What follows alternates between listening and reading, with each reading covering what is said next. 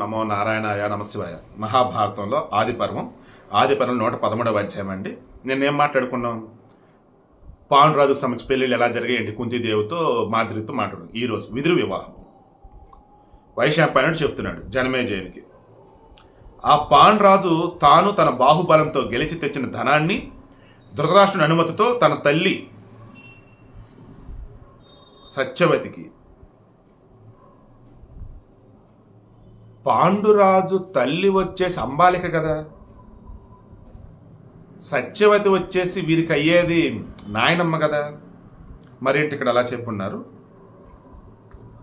సరే, భీష్ముడికి సత్యవతికి కానుకగా అందజేశారంట. పాండురాజు విదురునికి కూడా ఆ ధనాన్ని పంపాడు. ధర్మాత్ముడైనటువంటి పాండురాజు ఆ ధనంతో మిత్రులను కూడా తృప్తిపరిచాడు. ఆ తర్వాత సత్యవతి భీష్ముని యశస్సులైన కోడలని కూడా పాండురాజు తెచ్చి ఇచ్చినటువంటి శుభధనంతో సంతోషింపజేసింది. తల్లి అయినటువంటి అంబాలిక, ఇప్పుడు మరలా వస్తున్నారు, అసమాన తేజస్కుడు నరశ్రేష్ఠుడైనటువంటి జయంతుని సచీదేవలే పాండురాజును కౌగిలించుకుని ఆనందించింది.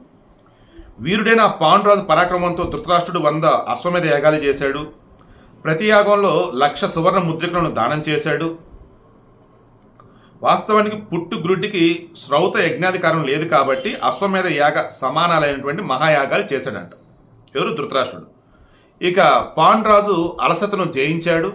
కుంతితోనూ మాద్రితోనూ కలిసి భవనాలలో నివాసాన్ని సుఖశయ్యలను విడిచి ఎప్పుడు అరణ్య సంచారాన్ని ఇష్టపడుతూ వేటనారంభించేవాడు. పెళ్ళైనాడు, పద్ధతిగా కాపురం చేసుకోవాలి, కనీసం బిడ్డలు పుట్టేదాకన్నా అటు ఇటు వెళ్ళకుండా ఉండాలి. మనోడు అలాగే ఏకంగా అడవులు పట్టుకుని వెళ్తూ ఉండేడంటే అడవుల్లో వేటంట. ఆయన రమణీయమైన హిమత్ పర్వత దక్షిణ ప్రాంతంలో సంచరిస్తూ గిరి శిఖరాలపై వేగిస చెట్లతో శోభలతో ఉన్న వనాలలో నివసించాడు.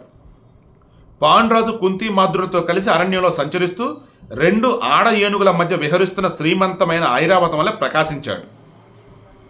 కత్తిని, బాణాలను, వింటిని, విచిత్ర కవచాన్ని ధరించి సంచరిస్తున్న పరమాస్త్రవేత్త అయినటువంటి ఆ వీరపాండు రాజును చూచి ఆటవికులు ఆయనను దేవునిగా భావించారు.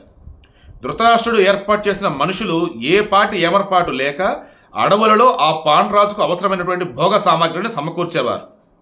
తరువాత దేవక మహారాజు దగ్గర రూప యవ్వన సంపన్న అయినటువంటి ఒక పారసవి కన్య ఉన్నట్లు భీష్ముడు విన్నాడు. ఆ తర్వాత భరత శిష్యుడు భీష్ముడు ఆమెను వరించి మహామతి అయినటువంటి విదురునితో ఆమెకు వివాహం జరిపించాడు. కురుడు అందనటువంటి విదురుడు ఆమె యందు గుణాలలో తనతో సమానమైన కొడుకులను కన్నాడు. సో మరలా చూద్దాం. దేవక మహారాజు దగ్గర రూప యవ్వన సంపన్నైన ఒక పారసవి కన్య. సో విదురుడు చేసుకున్నది ఎవరని?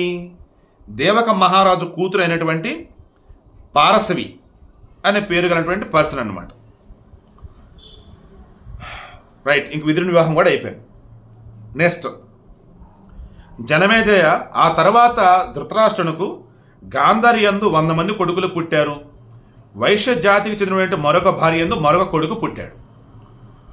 సో గాంధారి దగ్గర తన చెలికత్వ ఒక ఆమె ఉంటుంది. సో తన వల్ల వీరికి యూత్సుడు అని చెప్పేసి ఇంకో కొడుకు పుడతాడు ధృతరాష్ట్రునికి.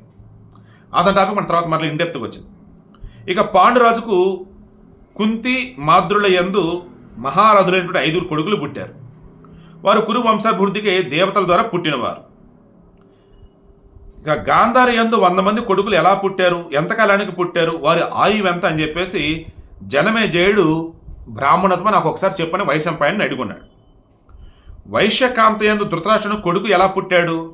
ధర్మచారిణి అయి తనకు తగినదై అనుకూలంగా ప్రవర్తిస్తున్న ధర్మపత్ని గాంధారితో ధృతరాష్ట్రుడు ఎలా ప్రవర్తించేవాడు?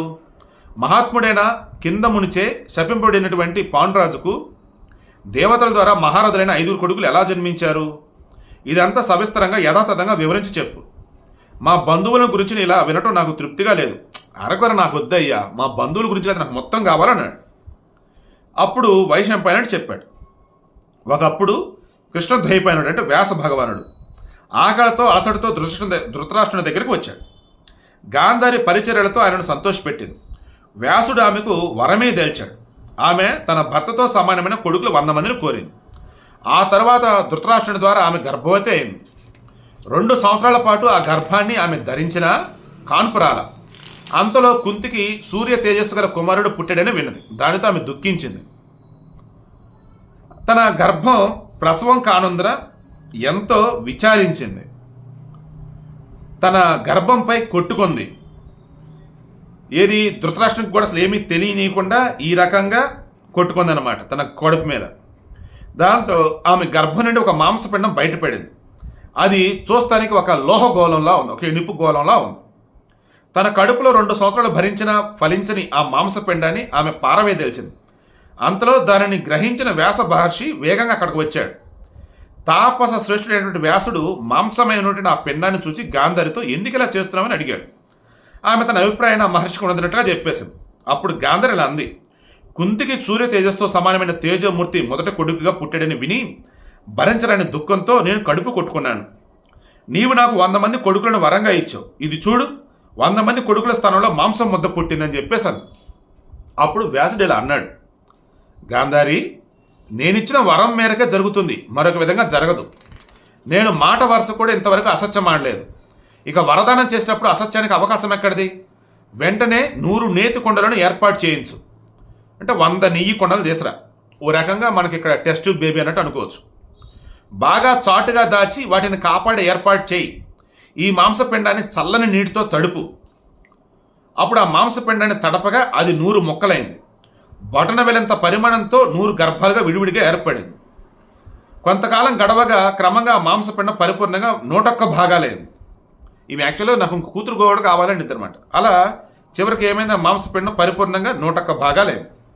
ఆ తర్వాత వాటిని ఆయా కొండలలో పెట్టి బాగా గోప్యంగా ఉన్న ప్రదేశంలో ఉంచి వాటిని రక్షించి ఏర్పాటు చేశారు. జస్ట్ లైక్ ల్యాబ్లో పెట్టినట్టు సింపుల్గా చెప్పాలంటే టెస్ట్ ట్యూబ్ బేబీస్ని.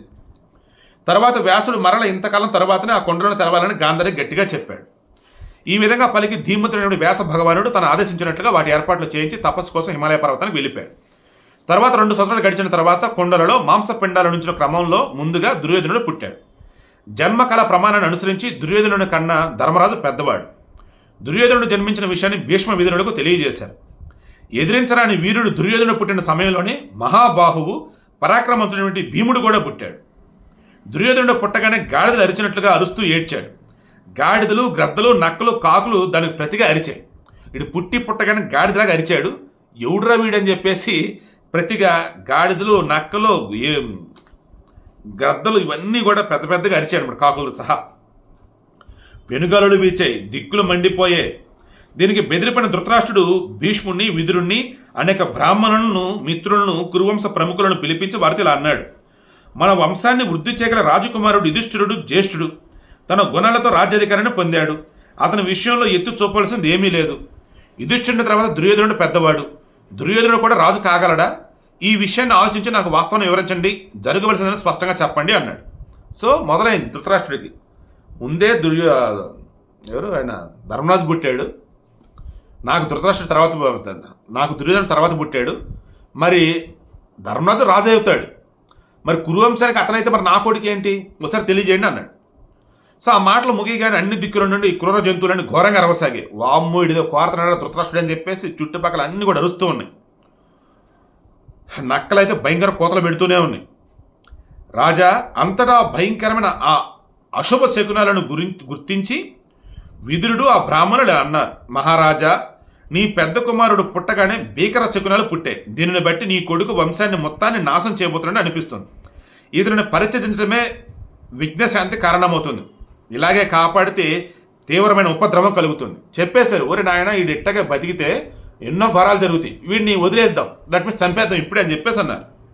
కొడుకు కదా, మన దరిద్రం, మన సొసైటీ ఇలాగే ఉన్నారు కదా. నీకు 99 మంది కొడుకులనే ఉండని వంశజ శాంతిని కోరుకునేటట్లయితే ఈ ఒక్కడిని విడిచిపెట్టు. 99 మంది రిమైనింగ్ పుడతారు, ఈ ఒక్కడిని వదిలిపెట్టు అన్నారు. దానికి రిమైనింగ్ చెప్తున్నా, ఈ ఒక్కడిని విడిచిపెట్టి నీ వంశానికి, లోకానికి క్షేమాన్ని కలిగించు. వంశం కోసం వ్యక్తిని, గ్రామం కోసం వంశాన్ని, జనపదం కోసం గ్రామాన్ని, ఆత్మరక్షణ కోసం దేశాన్ని విడిచిపెట్టాలి. సో చూడండి, బాగుంది ఇది. వంశం కోసం వ్యక్తిని వదిలేయచ్చు, గ్రామం కోసం ఒక వంశాన్ని వదిలేయచ్చు, జనపదం అంటే చిన్నపాటి రాజ్యం లాంటిది అనుకోండి, దానికోసం గ్రామాన్ని వదిలేయచ్చు, ఆత్మరక్షణ కోసం ఏకంగా దేశాన్నే విడిచిపెట్టాలి. అంటే నువ్వు వదిలిపెట్టి వెళ్ళిపో, దేశాన్ని ఏం చేయమాకన్నట్టు. విదురుడు బ్రాహ్మణుడు ఆ రీతిగా చెప్పినా కూడా పుత్ర స్నేహ బంధం వల్ల ధృతరాష్ట్రుడు ఆ పని చేయలేదు. మామూలుగానే గుడ్డివాడు, ఇంకా అనకూడదు కానీ వాళ్ళ తక్కువ చేయడం కాదు, ఇక బుర్ర పని చేయలేదు. ఇంకా ఎంతమంది ఎన్ని చెప్పినా సరే ఏం కాదులే, నా ఒక్కడే కొడుకే కదా, ఏం కాదులే నేను చూసుకుంటా అని చెప్పేసి అన్నాడు. ఇక ధృతరాష్ట్రునికి 9 కొడుకులు పుట్టారు. ఆ తర్వాత ఒక నెలకు 101వ ఒక ఆడపిల్ల పుట్టింది. పెరుగుతున్న గర్భంతో గాంధారి లేవలేని సమయంలో ఒక వైశ్యకాంత ధృతరాష్ట్ర మహారాజుకు సపర్యలు చేసింది. సో గాంధారి కడుపుతో ఉంది, అప్పుడు ఒక వైశ్యకాంత ధృతరాష్ట్రునికి సపర్యలు చేస్తూ ఉంది. అలా ఉన్నటువంటి మూమెంట్లో ధృతరాష్ట్రుడు ఆ వైశ్యకాంతిని కొడుకును కన్నాడు. అతని పేరు యూత్సుడు. యూత్సుడు కరుణుడు. ఈ ప్రకారంగా 100 మంది కొడుకులు 101వ దానికి ఒక కూతురు తేజస్వి ప్రతాపంతుడు వైశ్యపుత్రుడు యూత్సుడు పుట్టారు. సో ఈరోజు క్లోజ్ చేస్తున్నాం. రేపు 115వ అధ్యాయం డిస్కస్ చేద్దాం. ఇక్కడ మనకు కావాల్సింది ఏంటిది?